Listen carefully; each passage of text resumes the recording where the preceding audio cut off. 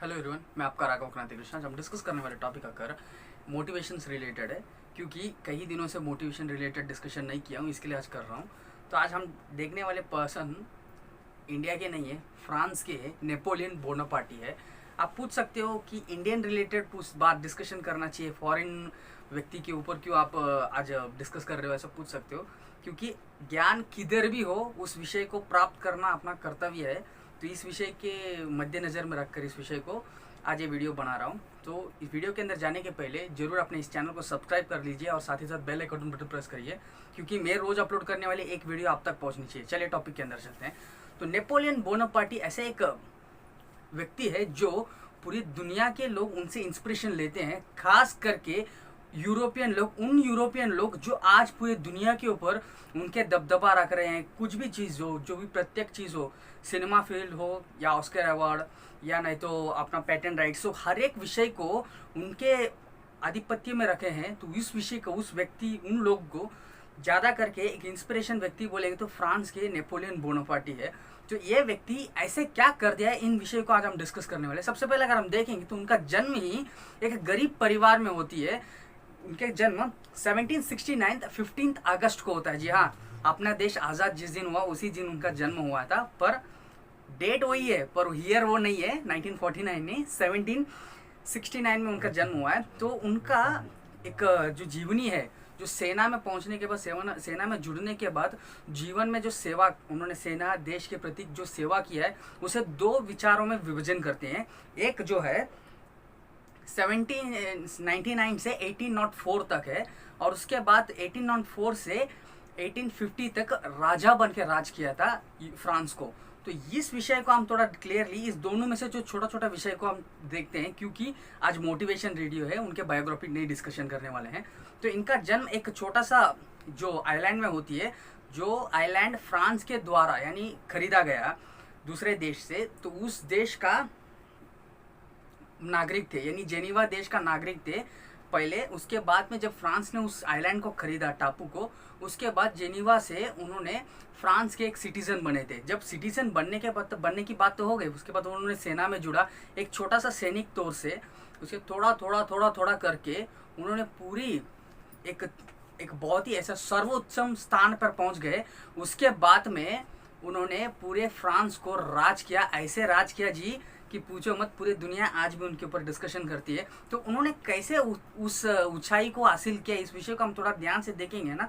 तो इनके ऊपर ज़्यादा करके रूसों का प्रभाव था। जैसे आज भारत की अगर हम बात करेंगे तो स्वामी विवेकानंद की प्रभाव आज के हमारे नेता है, कई लोगों के ऊपर प्रभाव रहती है। वैसे ही जो यूरोपियन एक बहुत ही बड़ा साइंटिस्ट एक व्यक्ति थे, महान व्यक्ति थे, उस व्यक्ति का नाम रूसो है। उनका प्रभाव बहुत ही ज़्यादा नेपोलियन बोनापार्टी के ऊपर था, और उनके विचारों को समझकर ही ये चलते थे। और ये ज़्यादा करके व्यक्ति नेपोलियन बोनापार्टी जो हैं, उनको मैथ्स, हिस्ट्री, पॉलिटिक्स, जैसे हिस्ट्री पॉलिटिक्स अपना ज़्यादा एक इंटरेस्टिंग सब्जेक्ट्स है, वैसे उनको हिस्ट्री और पॉलिटिक्स, मैथ्स, ज्योग्राफी, इस विषय के ऊपर ज़्यादा इंटरेस्ट था। इसके लिए ही उनको ज़्यादा करके जो पॉलिटिकल रिलेटेड, इनके ऊपर ज़्यादा पॉलिटिक्स और ज़्यादा करके उनके ऊपर एक विषय, यानी पॉलिटिशियंस को उनको और ज़्यादा एक रिलेशन रहती थी उस टाइम पे भी, उसके बाद में भी, जो आज भी है।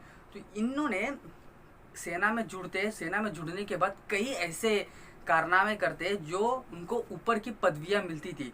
तो वो कारनामे इतने क्लियरली उनकी हिस्ट्री में लिखा नहीं था, पर एक कारनामे जरूर लिखा है।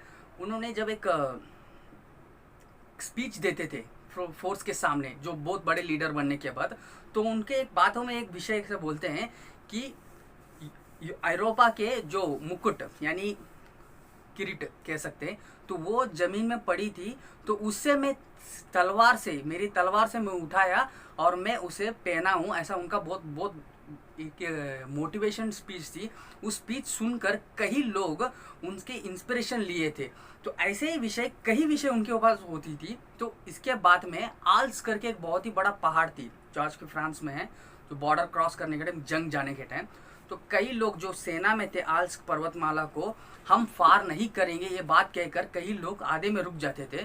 तो जब उनको मना कर वापस जाते, यानी रास्ते में जाने के टाइम बूढ़ी औरत मिलती है, तो उनका भी वो मानना था कि आप इस पर्वतमाला को पार मत करिए, क्योंकि आर्च पर्वतमाला को कोई पार किया हुआ आदमी वापस नहीं आता है, और कोई पार नहीं किया है मर जाएंगे ऐसा बोलते हैं।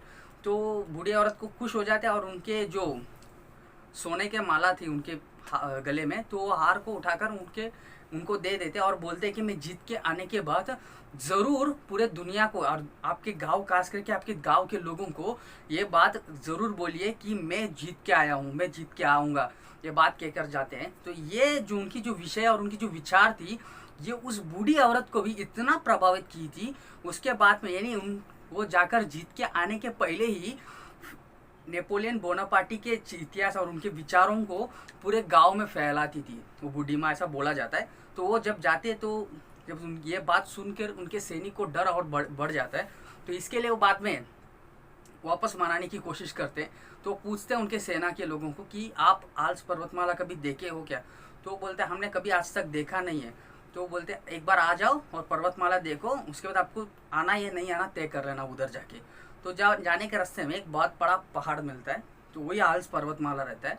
पर उनके सैनिक को बोलते हैं कि ये नहीं है, एक छोटा पहाड़ है, इसके बाद में जो बड़ा पहाड़ आती है वो आल्प्स पर्वतमाला है।